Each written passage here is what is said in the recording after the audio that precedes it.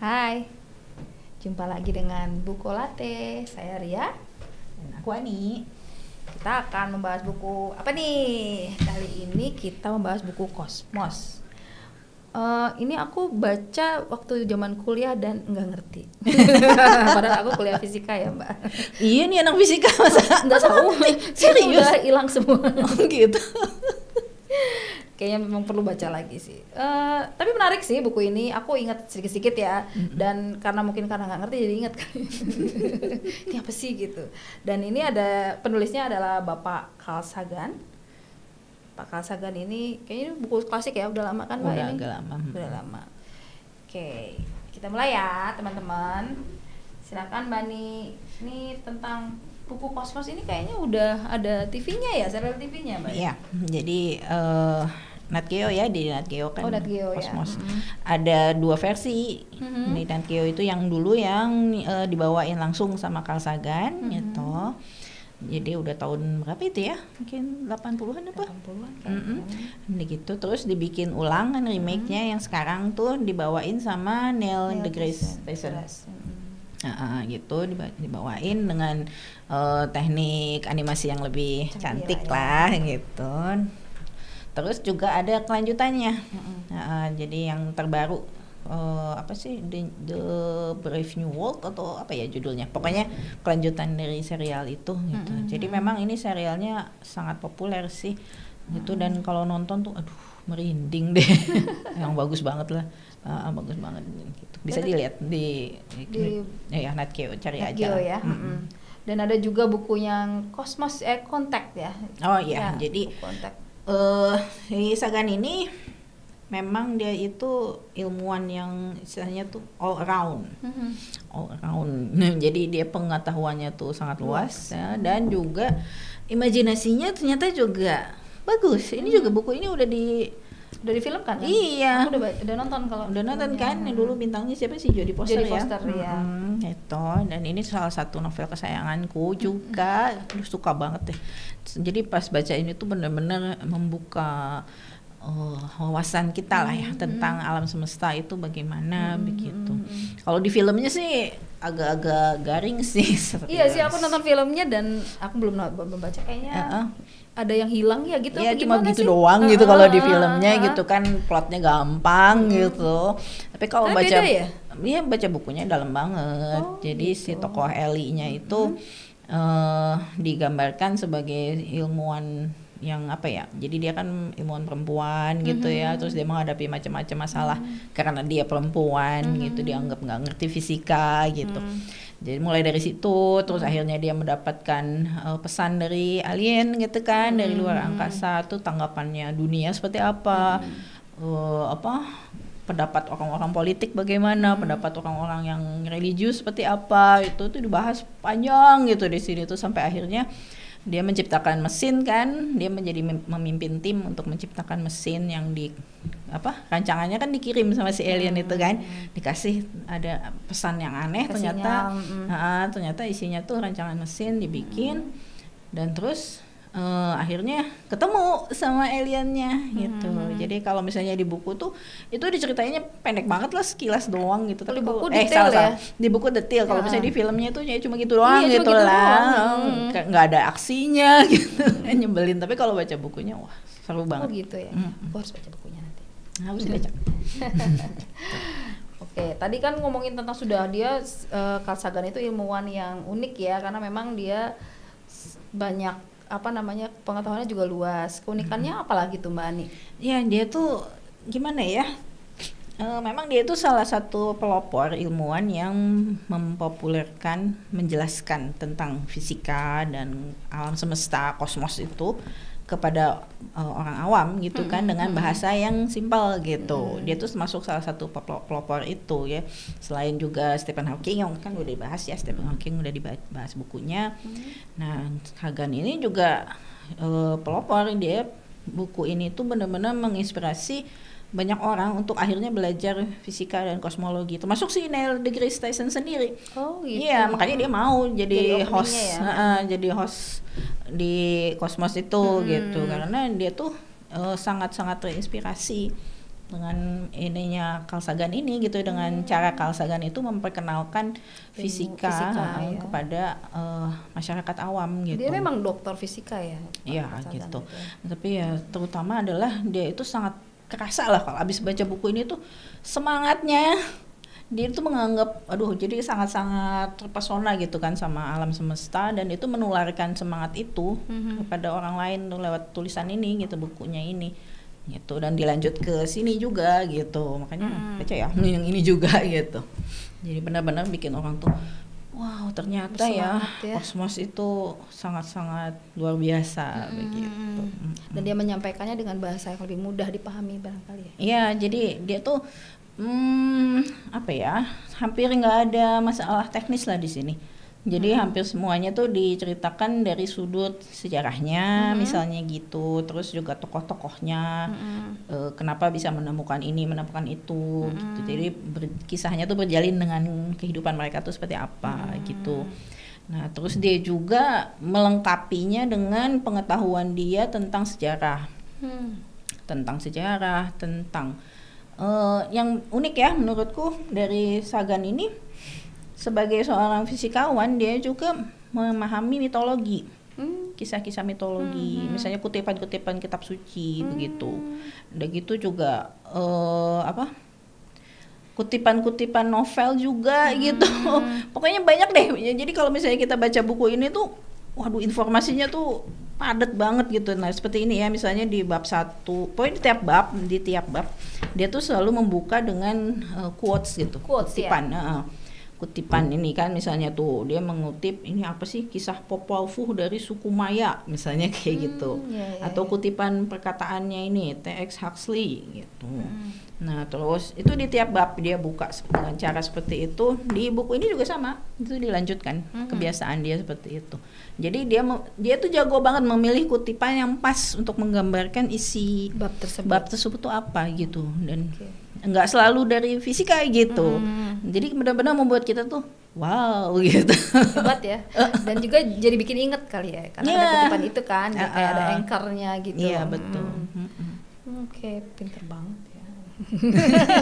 Semangatnya itu loh. Semangat jadi ya. Seperti anak kecil yang dikasih hadiah teleskop gitu, dan dia tuh ngabisin waktu semalaman itu tuh gitu, ngeliatin bintang gitu. Ya ada ini, ada bintang ini, bintang itu, ada bintang jatuh gitu kan, ada komet, wow gitu. Pokoknya kerjanya begitu. Baca buku ini tuh pasti wow gitu ya kerjanya.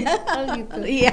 Dan jadi kita jadi pengen belajar lebih lanjut lagi kan, dengan tertarik dengan sains. Pasti kita tuh jadi merasa bahwa sains itu bukan sesuatu yang harus menakutkan. Iya, bukan serem gitu, enggak gitu, tapi benar-benar bikin kita tuh tergetar begitu, exciting. Nah, kalau tadi kan dia dengan quotes-nya, kemudian dia juga kan tertarik dengan tentang bumi dan lingkungan hidup nih, Mbak. Pak Carl Sagan itu kan salah satu ilmuwan yang mempelopori pembicaraan mengenai satu bumi. Iya betul. Jadi salah satu hal yang membuat dia itu jadi ikon gitu ya, ikon ilmu pengetahuan gitu, karena dia tuh termasuk salah satu ilmuwan yang termasuk yang apa istilahnya tuh mengangkat isu tentang tentang lingkungan hidup, tentang pemanasan global gitu. Jadi dia selalu mengingatkan kita tuh cuma punya satu bumi gitu. Kalau misalnya ini nggak ada, kita mau di mana gitu. Gitu. Jadi dia tuh mengajak orang-orang tuh untuk selalu memperhatikan bahwa kita itu semua terjalin dalam satu nasib yang sama, katanya tuh gitu. Jadi dia kan termasuk dari ilmuwan yang terlibat dalam proyek peluncuran wahana Voyager ya. Ya, jadi itu kan disengaja dilempar itu, si Voyager itu dibuang misalnya, dikirim keluar tata surya. Ya, jadi dari bumi dikirim di perjalanan Voyager ini memang dirancang untuk, kan tata surya kita kan mulai dari matahari, Merkuri, Venus, bumi itu sampai akhirnya ujungnya Pluto gitu. Nah, abis dari situ itu kan kesannya tuh ada lautan gitu. Ada jarak jauh sekali ke tata surya dan galaksi berikutnya tuh jauh banget. Jadi tata surya kita tuh seperti istilahnya seperti pulau gitulah, pulau kecil di tengah laut gitu. Nah, Voyager itu dikirim untuk keluar keluar dari pulau ini menuju infinity and beyond. Ya nggak tahu lah dia bakal sampai mana gitu ya.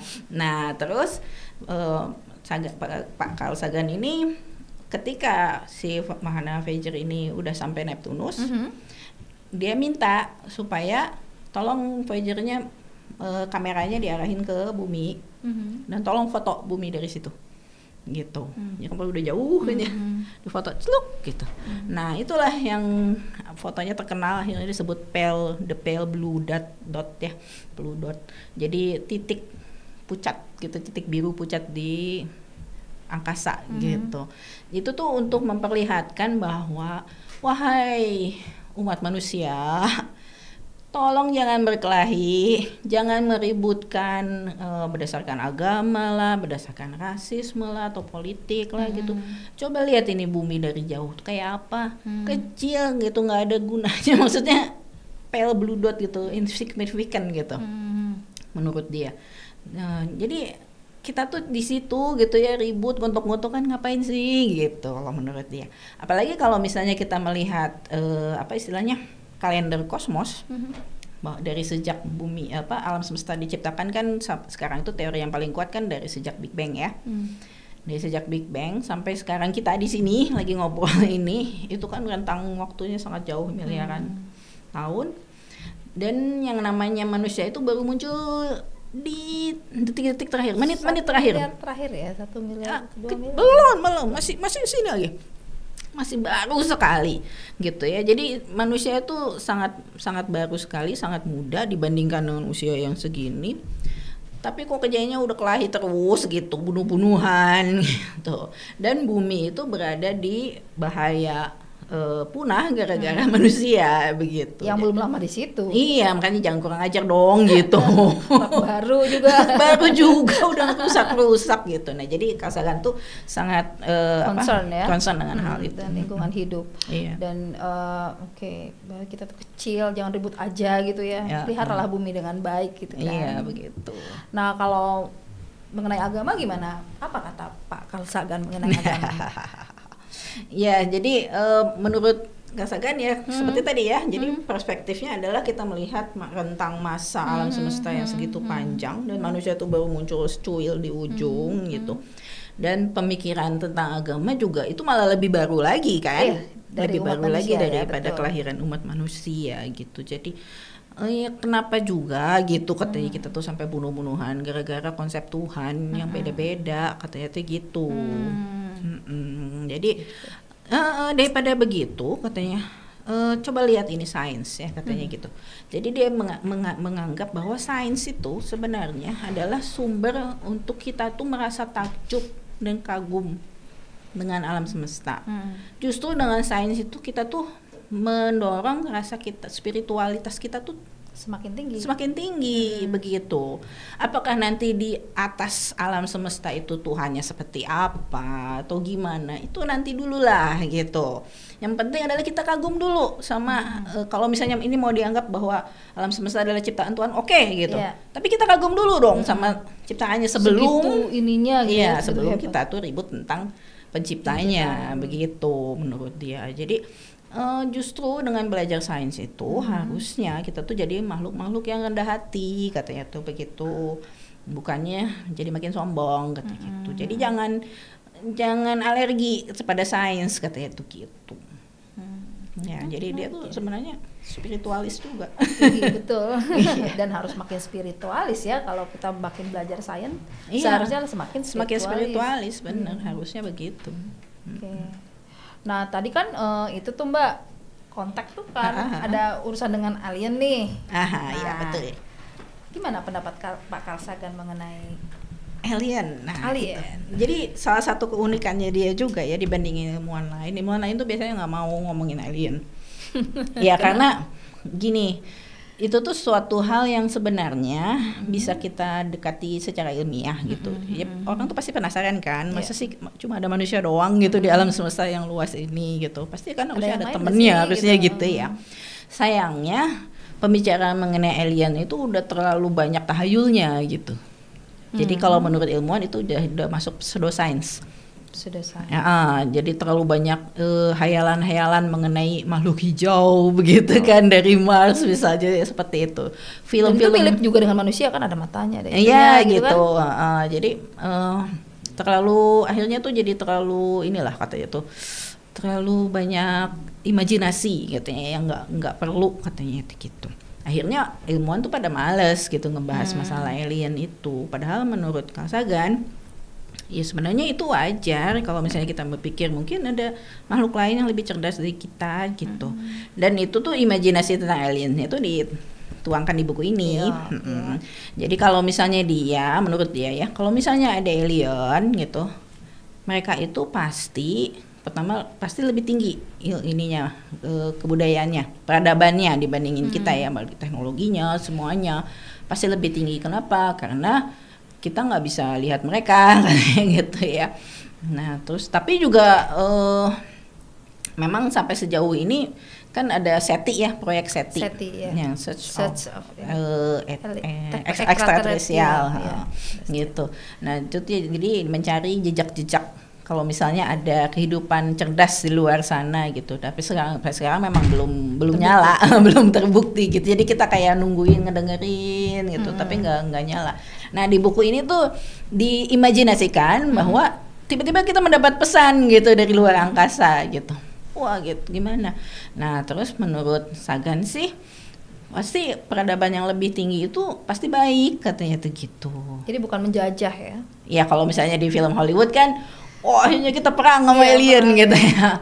Nah kalau menurut dia nggak mungkin katanya gitu. Kenapa? Karena kalau misalnya dia punya teknologi yang jauh lebih tinggi dari kita, pasti mereka itu sudah selesai dengan masalah politik katanya gitu. Ya kan salah satu hal yang membuat kemajuan teknologi itu susah maju karena tidak ada kemauan politik kan untuk mendukung. Betul. Ya kerjanya ribut dulu gitu. Kayak pas kita bahas buku Pathfinder ya. Kalau misalnya khalifahnya mendukung, maju gitu kan masalah teknologi dan pengetahuan. Tapi kalau misalnya kerjanya perang melulu, ya cari makan aja susah gitu betul, kan. Betul. Nah, jadi menurut Sagan kalau misalnya alien itu peradabannya lebih maju dari kita, yang pasti mereka udah selesai lah masalah perang-perangan itu katanya. Jadi mereka nggak melihat kita itu sebagai barang taklukan gitu katanya tuh gitu. Menurut dia pasti begitu, pasti mereka tuh baik gitu. Jadi di film ini memang aliennya baik. Bukan yang pakai itu terus wah terus dia juga nggak ngegambarin aliennya seperti manusia gitu, enggak ya? Enggak. Jadi dia di sini diceritainnya adalah aliennya tuh menyamar seperti manusia, tapi aslinya gimana nggak ada yang tahu gitu. Menarik banget nih. Iya. Dan sangat menginspirasi ya, dari bahwa kita tuh sebenarnya titik kecil. Iya betul. Titik kecil di alam semesta. Alam semesta. Jadi nggak usah sombong. Jangan sombong. Jangan sombong. Nah, jadi si Pak Carl Sagan ini benar-benar sangat menginspirasi ya Mbak Ani untuk di alam semesta tuh kita sangat terpesona dengan sains, dengan alam semesta, dan juga menginspirasi bahkan untuk memikirkan Tuhan. Iya betul. Jadi justru gitu kan, kita tuh harus memelihara dulu kekaguman kita gitu terhadap alam semesta ini lewat sains gitu. Dan gitu barulah kita akan paham seberapa maha besarnya Tuhan itu gitu. Kalau misalnya kita nggak mau belajar sains, justru kita nggak ngerti kan sehebat apa sih ciptaannya ini kan. Kalau ciptaannya aja udah hebat, apalagi penciptanya gitu kan. Tapi kalau misalnya nggak mau mempelajari ciptaannya gitu kan, nggak pengen tahu misalnya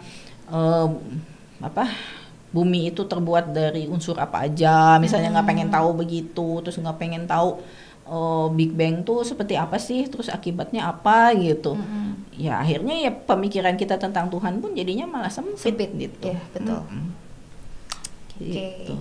Jadi teman-teman banyak banget yang bisa kita ambil dari sini ya Mbak Ani. Iya. Bahkan sampai tentang Tuhan. Iya sampai tentang Tuhan. Kadang-kadang orang tuh suka takut ya sama fisika karena takutnya malah jadi ateis. Padahal enggak gitu. Itu mah itu pikiran sempit aja itu mah gitu. Pesan moralnya bagaimana nih Mbak Ani untuk buku ini? Untuk buku ini pesan moralnya adalah kita harus selalu membuka pikiran kita kayaknya. Kita harus memelihara itu ya, rasa ketakjuban kita terhadap alam semesta gitu. Baiklah, mungkin kalau misalnya mempelajari fisika secara terlalu teknis, nggak semua orang bisa ya. Ini contohnya nih orang fisika yang nyasar, nggak bisa. Akhirnya nggak jadi ahli fisika juga kan, gitu. Tapi ya setidaknya dengan membaca buku-buku seperti ini, wawasan kita bertambah gitu. Dan terus kita tuh jadi ikut takjub gitu ya, ternyata alam semesta itu begitu rumit, begitu indah dan besar, sangat besar dan sangat teratur gitu. Nah sesudah itu barulah kita bisa malah bisa menambah keimanan kita sendiri kan, betul. gitu. Pada ujungnya keimanan begitu. Kalau misalnya ternyata ada orang yang belajar fisika terus jadi ateis, ya itu kan pilihan masing-masing kan. Yang penting kita tetap memelihara bahwa kita tuh terkagum-kagum sama alam semesta begitu. Nah begitu teman-teman ya untuk buku Kosmos. Itu saja dari reviewnya. Ya kalau kebanyakan nanti nggak pada beli dong. Bisa dicari di toko buku terdekat. Bahasa Indonesia kan ya? Bahasa Indonesia udah terjemahkan. Ya kalau ini udah agak lama sih. Ya. Udah nggak terbit kali ya. Itu saja dari kita, dari Buku Latte. Dadah.